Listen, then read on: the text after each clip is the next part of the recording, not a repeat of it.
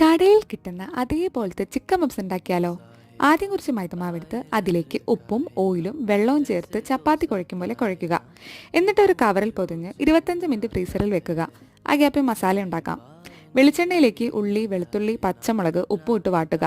ഉള്ളി brown colour ആകുമ്പോൾ 2 spoon മുളക് പൊടി, 1/4 സ്പൂൺ മഞ്ഞൾപ്പൊടി, 1/2 സ്പൂൺ ചിക്കൻ മസാല ആഡ് ചെയ്ത് വെള്ളം ചേർത്ത് മിക്സിയിൽ അടിച്ച് ചിക്കൻ ആഡാക്കി മല്ലിയിലയും ചേർത്ത് മാറ്റി വയ്ക്കുക. പിന്നെ നല്ല വൃത്തിയുള്ള പ്രതലത്തിൽ ഉണ്ടാക്കി വെച്ച മാവ് പരത്തി അതിലേക്ക് നല്ലോണം ബട്ടർ ആഡ് ചെയ്ത് വീണ്ടും മടക്കി ഈ ഷേപ്പിലാക്കുക.